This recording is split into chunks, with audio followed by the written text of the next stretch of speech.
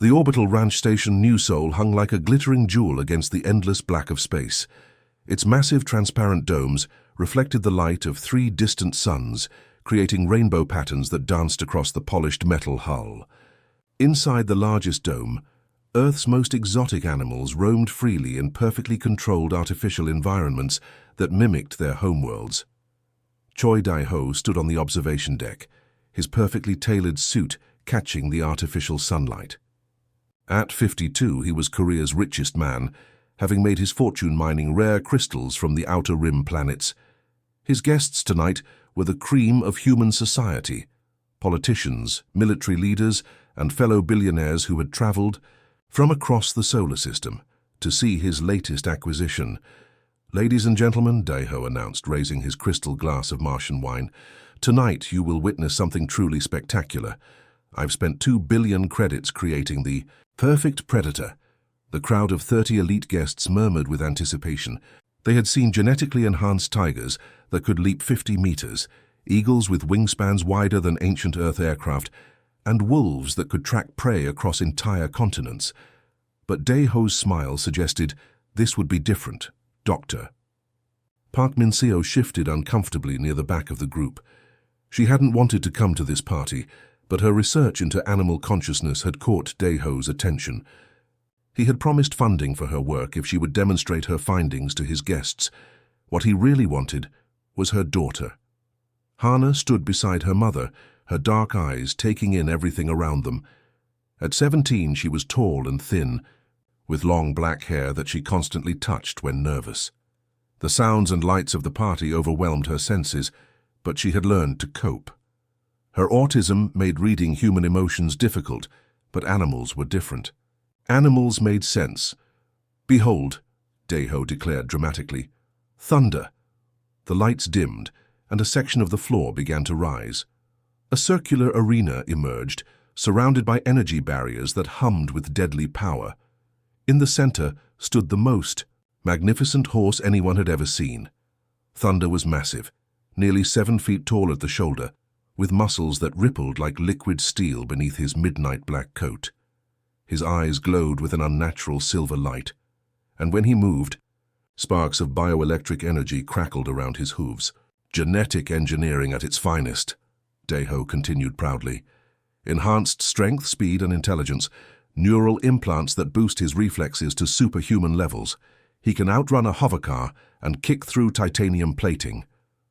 The crowd pressed, closer to the barriers, phones, and recording devices, capturing every moment. Thunder paced the arena like a caged storm, his enhanced muscles coiling and releasing with predatory grace. Every few seconds, he would rear up and strike at the air, his hooves leaving small craters in the reinforced floor. "Of course, there have been a few minor setbacks," Dai-ho admitted with a casual shrug. 3 handlers have been hospitalized.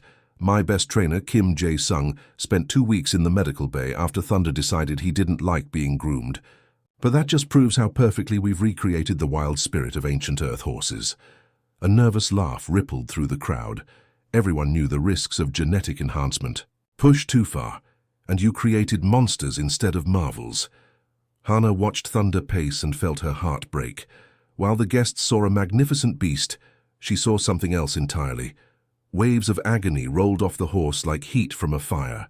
His enhanced nervous system was overloaded, every sensation amplified beyond bearing. The genetic modifications that gave him strength also trapped him in constant pain. "Now," Dai-ho announced, his voice taking on a cruel edge, "Dr. Park has claimed that her daughter can communicate with any animal. Something about special neural patterns and empathic abilities. I thought we should put that theory to the test." Dr. Park stepped forward, her face pale. "Dai-ho, I never agreed to this. Hana isn't some circus performer." "Come now," he replied smoothly. "Surely you're not afraid. If your research is correct, the girl should be able to calm Thunder instantly. If not, well..." He gestured to the energy barriers. "She'll be perfectly safe." The crowd turned to stare at Hana, their faces a mixture of curiosity and anticipation. Some looked genuinely concerned, but others seemed excited by the prospect of watching a teenager try to tame a beast that had nearly killed professional handlers. Hana felt their stares like physical pressure against her skin. In social situations, like this, she usually retreated into herself, finding a quiet corner where she could process the overwhelming input. But Thunder's pain called to her. She could feel it growing stronger, his enhanced senses picking up the crowd's excitement and interpreting it as a threat. "This should be entertaining," Deho chuckled to his guests, loud enough for everyone to hear. "The beast nearly killed my best trainer last week. Let's see what a teenage girl can do." Laughter rippled through the crowd. Some of it was nervous, but much of it was genuine amusement. The idea of an autistic girl succeeding where seasoned professionals had failed struck them as absurd. Hana ignored the laughter and stepped toward the arena entrance. Her mother caught her arm. "You don't have to do this," Dr. Park whispered urgently. "Yes, I do," Hana replied quietly. "He's in so much pain, Mom. I can feel it from here." The energy barrier flickered off, and Hana stepped into the arena. Thunder immediately focused on her, his silver eyes blazing with unnatural light. The crowd fell silent, phones recording every moment. Thunder reared up on his hind legs, his massive hooves flashing dangerously close to Hana's head. The crowd gasped, and several people stepped back from the barriers, but the girl remained perfectly still. She extended her hand toward the stallion's muzzle, her face calm despite the deadly hooves that could crush her skull in an instant. The horse's enhanced muscles trembled with barely contained violence, bioelectric energy crackling around, his body like tiny lightning bolts. Every instinct screamed at him to attack, to eliminate the threat before it could hurt him. But something in the girl's posture, in the way she held herself, was different from the handlers who had tried to break him. Hana could feel the storm raging inside Thunder's mind, the constant electrical feedback from his neural implants, creating chaos in his thoughts. But underneath the pain and confusion, she sensed something else. A desperate longing for peace. The moment stretched like eternity. Thunder's massive hooves hung in the air, silver energy crackling around them like tiny bolts of lightning. The crowd held its breath, phones trembling in their hands, as they recorded what looked like a girl's final moments. "Someone stop her!" Deho shouted, his voice cracking with sudden panic. He had wanted entertainment, not a tragedy broadcast across the galaxy. His hand reached for the emergency barrier controls, but his security chief grabbed his wrist. "Sir, if we activate the containment field now, the energy feedback could kill them both," the man whispered urgently. It was too late anyway. Hana's fingertips brushed Thunder's velvety nose, and the universe shifted. The connection hit like a lightning strike. Hana gasped as her consciousness merged with the stallion's, her brain's unique neural pathways creating a bridge that should have been impossible. Through her autism, she experienced the world differently than other humans. Sounds were sharper, colors more vivid, emotions more intense. Now those same differences allowed her to slip past Thunder's enhanced defenses and touch his tortured mind. She felt everything he felt, the constant electrical storms raging through his modified brain tissue, the neural implants that were supposed to make him perfect, but instead created chaos in his thoughts. Every sensation was amplified 100-fold. The bright lights felt like burning suns, the crowd's voices like screaming sirens, the very air against his skin like thousands of tiny needles. "Oh God," Hana whispered, tears streaming down her face. "I'm so sorry." Thunder's hooves touched the ground gently, all aggression draining from his massive frame. For the first time in 6 months, since the day the scientists had activated his enhancements, the storm in his mind began to quiet. The girl's touch wasn't just physical, it was sending calming signals directly to his overloaded nervous system. His wild eyes, which had glowed with silver fire moments before, began to dim to their natural brown. His breathing slowed from panicked gasps to steady rhythm. The bioelectric energy that had crackled around his body like armor faded to nothing. "Easy, boy," Hana whispered, her voice barely audible over the stunned silence of the crowd. She ran, her hand along his neck, feeling the incredible power coiled beneath his midnight coat. "I understand now, you're not angry, you're just hurting so much." Thunder made a sound unlike anything the spectators had heard before, a low, gentle rumble that seemed to come from deep in his chest. It wasn't the snort of an aggressive stallion or the whinny of fear. It was the sound of relief, of someone finally understanding his pain. The orbital ranch fell completely silent.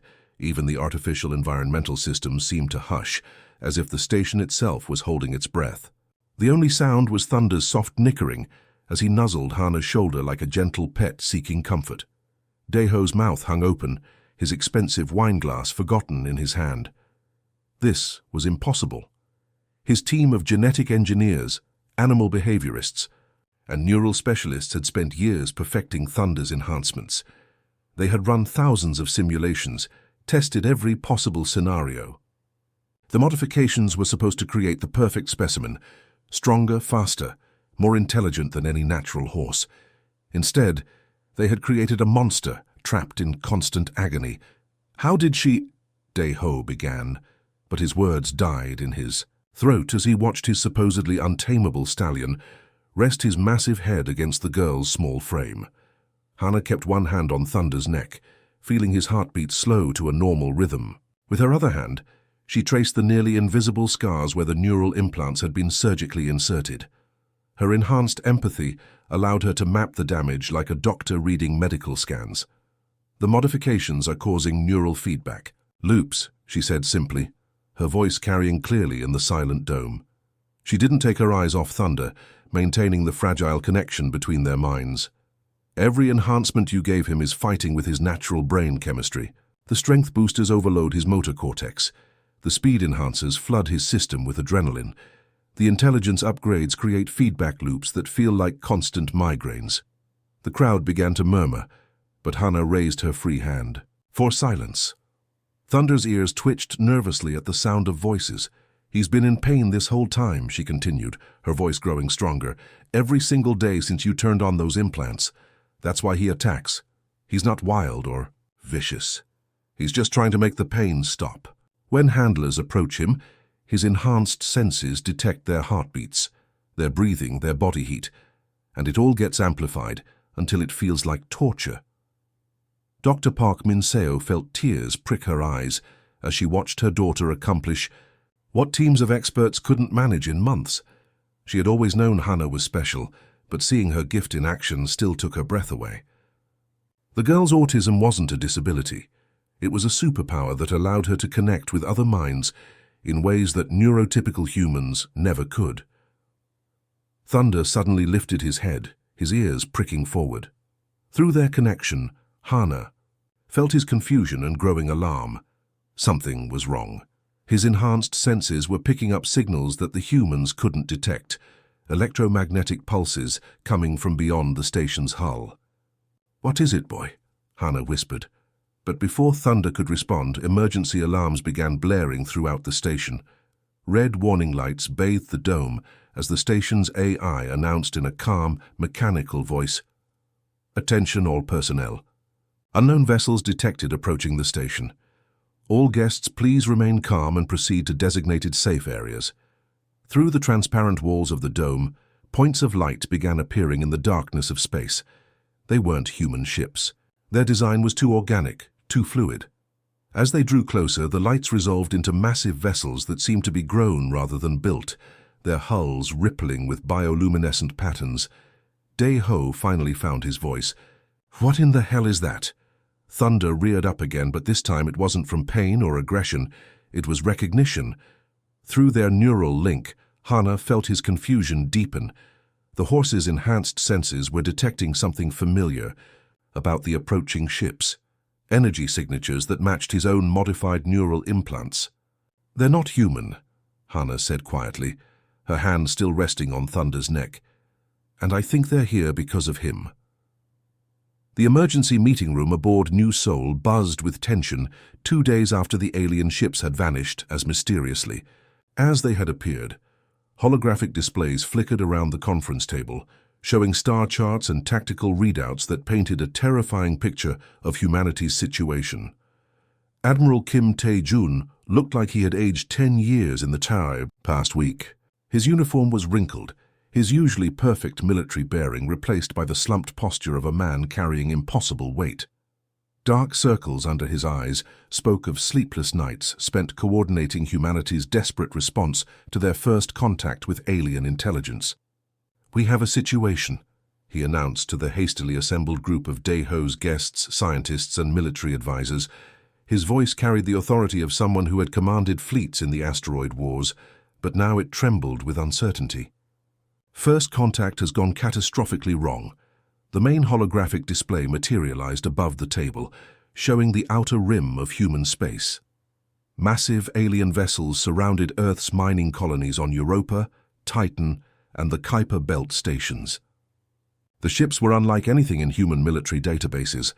Organic curves that seemed to pulse with their own life, surfaces that shifted and flowed like living tissue. "The Valdris appeared 3 weeks ago," Kim continued, manipulating the display to show close-up scans of the alien fleet. "Their technology is centuries ahead of ours, maybe thousands of years. Our most advanced warships look like children's toys compared to their vessels." Dr. Park Min-seo leaned forward, studying the alien ships. "Have they made any demands? Any attempt at communication?" Kim's expression darkened. "That's the problem. Every attempt at communication has been met with increasingly aggressive responses. We sent our best xenolinguists to the neutral zone near Ceres. The aliens responded by powering up weapon systems that could vaporize entire planets." The hologram shifted to show recorded footage from humanity's first diplomatic mission. A small Earth vessel approached one of the alien ships, broadcasting mathematical sequences, prime numbers, and universal constants, the same peaceful greetings that had worked in every science fiction story ever written. The alien response was swift and terrifying. Energy weapons lanced out from the organic hull, missing the human ship by mere kilometers. The message was clear: stay away.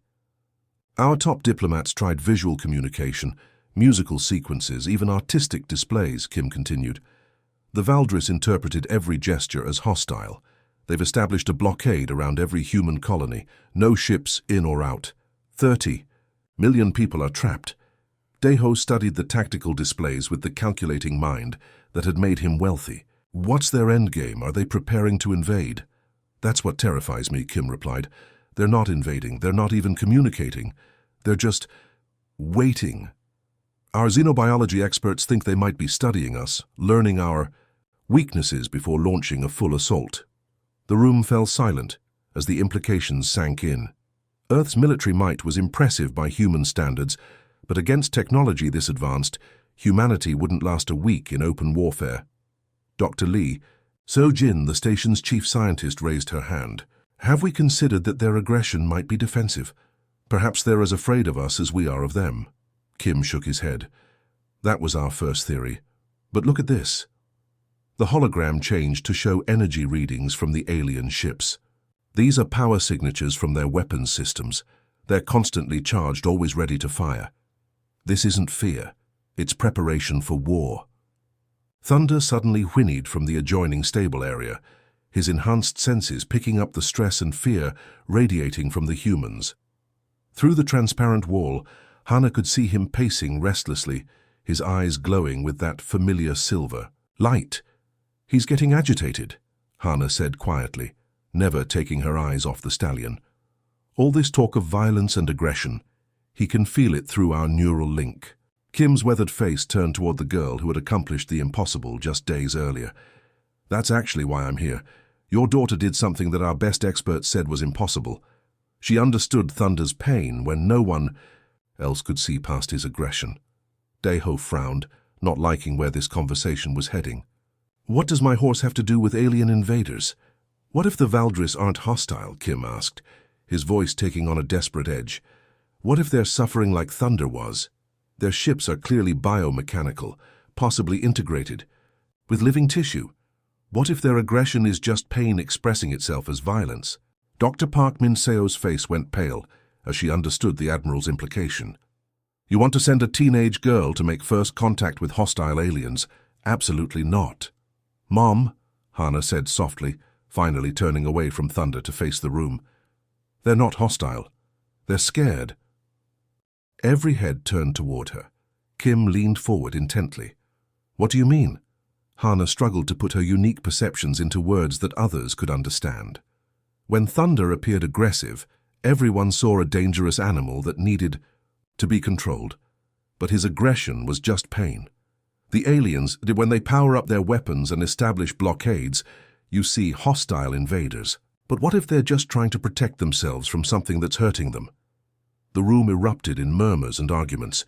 Military advisors spoke of tactical impossibilities, while scientists debated xenopsychology theories.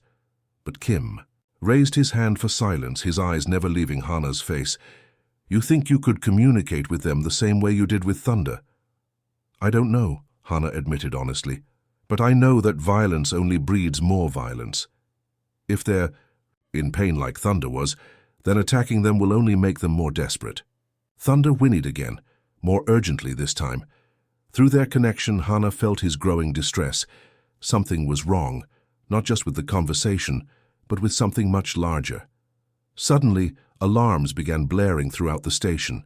The tactical display exploded with new contacts as dozens of Valdris ships materialized around New Sol, their organic hulls pulsing with ominous light. "They found us," Kim whispered, his hand moving instinctively to his sidearm. "How did they track us here?" Hana closed her eyes and reached out through her link with Thunder. The stallion's enhanced neural implants were resonating with something, energy signatures that matched the alien vessels surrounding them. "It's Thunder," she said, her voice barely audible over the alarms. "His neural implants, they're using similar technology to the aliens. They've been tracking the signals this whole time." Kim's tactical mind immediately grasped the implications. The genetic enhancements, the biomechanical integration, someone's been experimenting with Valdris technology. Deho's face went ashen as he realized his perfect stallion might have doomed them all. But Hana was already moving toward the stable, her hand extended toward Thunder's panicked form. "I want to give humanity its best chance at survival," Kim said grimly, watching the girl approach the magnificent beast. "And right now that might be our only hope." The diplomatic vessel Harmony looked like a tiny insect against the massive Valdris mothership that filled their viewscreen. Captain Yoon Ji-hee had commanded deep space missions for 15 years, but nothing had prepared her for this moment. The alien vessel stretched for kilometers in every direction, its surface shifting and pulsing like living skin. Bioluminescent veins ran across its hull, carrying energy that made the ship's scanners scream with overload warnings. "Distance to target, 200 kilometers and closing," reported Lieutenant Lee Subin from the pilot's station. Her hands trembled slightly on the controls as she maintained their approach vector. Behind them, the combined Earth Defense Fleet held position at the edge of the system, ready to avenge their deaths if this mission failed. In the communication chamber at the heart of the ship, Hana sat surrounded by experimental neural interface equipment that had been hastily installed during their 3-day journey from New Sol. The technology was based on Thunder's enhancement systems, modified to amplify her natural empathic abilities rather than suppress them like the stallion's painful implants. "Biometric readings are stable," Dr. Park Min-seo reported from her monitoring station, though her voice betrayed her terror at sending her daughter into unknown danger. "Neural activity is within acceptable ranges, but the stress indicators are climbing." Hana barely heard her mother's words. She was already extending her consciousness toward the alien vessel, her unique brain patterns reaching out like invisible fingers through the void of space. The sensation was unlike anything she had experienced before, not the warm, familiar touch of animal minds, but something vast and ancient and utterly foreign. "Contact in 60 seconds, Captain Yoon announced. "All stations report ready." The Valdris mothership suddenly came alive with activity. Weapon ports that had remained dormant began to glow with deadly energy. The ship's organic surface rippled with patterns of light that hurt to look at directly. "Weapon signatures are spiking across all spectrums," Lieutenant Lee reported, her voice tight with professional calm. "They're powering up to fire. Energy. Levels are off the charts. They could vaporize us and half the fleet behind us." Captain Yoon's hand hovered over the emergency retreat controls. One word from her would send them racing back to the fleet's protective formation, but they all knew there would be no second chance at this mission. "Wait," Hana whispered, her palms pressed against the neural interface panels. The equipment hummed with energy as it amplified her natural abilities, creating a bridge between her consciousness and the alien minds aboard the massive vessel. I can feel them. There's so much pain, confusion. They're scared. Through the neural link, Hana experienced the Valdris collective consciousness. It was nothing like the individual animal minds she was used to touching. This was a symphony, of thousands of voices, all connected by the same biomechanical technology that had tortured Thunder. But where the stallion had been alone in his agony, the Valdris shared their suffering across their entire species. The alien mothership loomed, larger in the viewscreen, its surface now clearly visible in terrible detail. What had looked like decorative patterns from a distance revealed themselves to be scars, surgical modifications where living tissue had been grafted to mechanical systems. The entire vessel was alive, and it was in constant pain. Range 50 kilometers, Lee reported. They're tracking us with multiple targeting systems. Suddenly, brilliant energy beams lanced out from the Valdris ship. The bridge crew dove for cover, expecting to die in a flash of superheated plasma, but the beams shot harmlessly into space, missing the harmony by hundreds of meters. They're not trying to hit us, Hana gasped, her eyes still closed as she maintained the neural connection. The energy patterns, they're trying to communicate, but they can't control it properly. Through the link, she felt the Valdris' frustration and desperation. They were ancient beings, older than human civilization, but their attempts to transcend their biological limitations had trapped them in technological nightmares. Every ship in their fleet was a fusion of living tissue and mechanical systems, creating a collective consciousness that amplified both their intelligence and their suffering. "They're in agony," Hana continued, tears streaming down her face as she experienced their pain. "Their technology is integrated with their biology, but something went wrong centuries ago. They can't turn it off. Every time they try to reach out to communicate, the pain makes them lash out instead." The alien vessel's weapon systems powered down slightly, but more Valdris ships were appearing around them. Through the viewports, Captain Yoon could see the organic hulls materializing from what had seemed like empty space. Dozens of vessels, each one larger than Earth's biggest battleship. Admiral Kim's voice crackled over the communication system. "From the flagship Soul's Pride. Hana, whatever you're going to do, do it now. Long-range sensors show the entire Valdris fleet is converging on our position. We've got maybe 10 minutes before they have enough firepower here to sterilize every human world." Hana could feel the weight of 30 billion human lives pressing down on her shoulders. Through the neural link, she sensed the Valdris collective preparing for what they believed would be their final communication attempt. If this failed, if the pain became too great, they would lash out with enough force to end humanity's expansion into space forever. But she also felt something else: hope.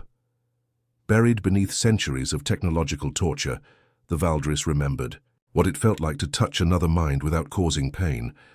They had been explorers once, beings who traveled between stars seeking new forms of life to learn from and protect. "They're not evil," she whispered to the bridge crew. "They're just broken. Like Thunder was broken, they need help." The mothership's surface began to pulse with new patterns of light, and Hana realized the Valdris were trying to show her something. Images flooded through the neural link, their homeworld before the great enhancement, their first contact with other species, the gradual corruption of their technology from blessing to curse. "Mom," she called out, her voice strengthening with purpose, "I need you to boost the neural interface to maximum power. I'm going to try to show them what Thunder felt when the pain stopped." Dr. Park's hands flew over her controls, pushing the experimental equipment beyond its designed limits. "Hana, the system wasn't built for this kind of output. You could suffer permanent neural damage." "If I don't try, we all die anyway," Hana replied simply. The Harmony shuddered as more Valdris vessels appeared around them, their combined presence warping space itself. But Hana was no longer afraid. She could feel the collective consciousness of an entire species reaching out to her, desperate for the peace that only she could provide. The moment of truth had arrived. Hana closed her eyes and reached out with everything she had, pushing her consciousness beyond the limits of what any human had ever attempted. The neural interface equipment screamed warnings as power levels spiked beyond safety margins, but she ignored them all. Through the void of space, her mind touched something vast and ancient, the collective consciousness of the Valdris. The contact hit like a tsunami of emotion. Thousands of alien minds crashed into hers, each one carrying centuries of accumulated pain and desperation. Hannah gasped, blood trickling from her nose as her brain struggled to process the overwhelming flood of alien thoughts.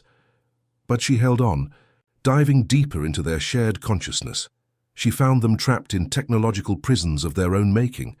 The Valdris had been explorers once, gentle beings who traveled between stars, seeking knowledge and friendship.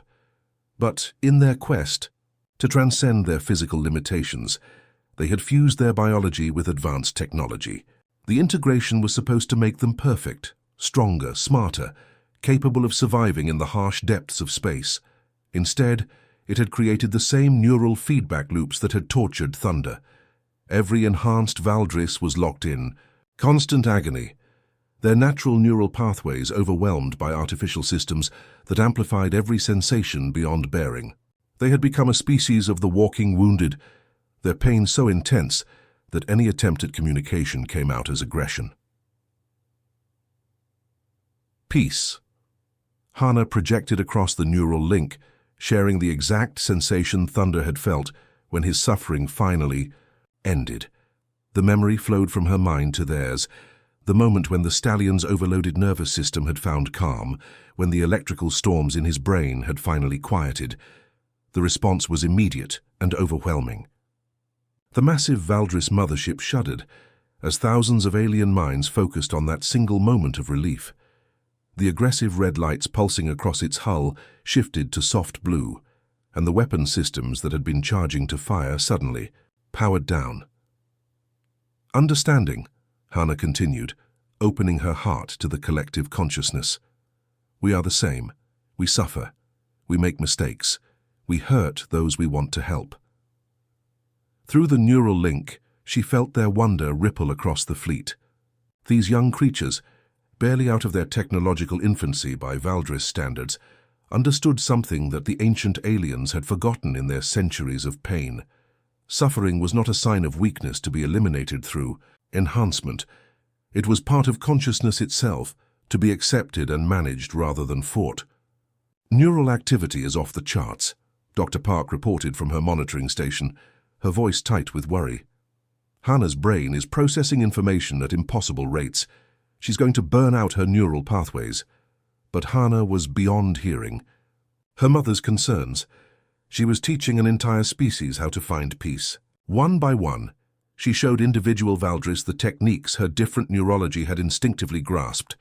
How to compartmentalize overwhelming sensations, how to find calm spaces within the storm of enhanced consciousness, how to work with their modifications rather than fighting against them. The techniques that helped autistic humans navigate an overwhelming world translated perfectly to beings trapped in technological enhancement. Mental filters to reduce sensory overload, meditation methods to quiet racing thoughts, breathing patterns that could calm even artificially accelerated nervous systems. In return, the Valdris shared knowledge that revolutionized human understanding. Not just technology, though their biomechanical sciences were millions of years ahead of anything humanity had developed, but deeper insights into consciousness itself. They showed her how different forms of intelligence could merge without losing their individual identities, how empathy could bridge the gap between completely alien minds. The exchange lasted only minutes in real time, but subjectively it felt like years. When Hannah finally opened her eyes, the entire Valdris fleet had surrounded the Harmony in protective formation rather than threatening attack. Their ships pulsed with gentle blue light, and she could feel peace radiating from their collective consciousness for the first time in centuries. Captain Yoon stared at her instruments in amazement. All Valdris vessels are standing down. They're broadcasting welcome signals to the fleet. Over the communication system, Admiral Kim's voice was thick with emotion. Hannah, what did you do?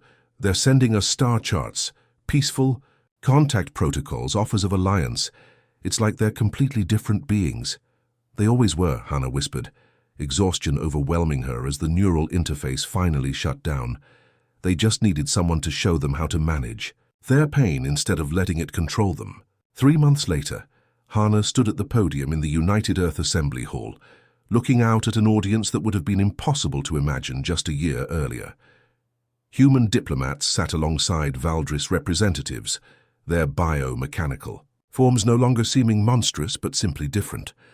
Delegates from a dozen other species that the Valdris had contacted filled the remaining seats, beings from across the galaxy who had been waiting for someone to bridge the gap between biological and technological consciousness.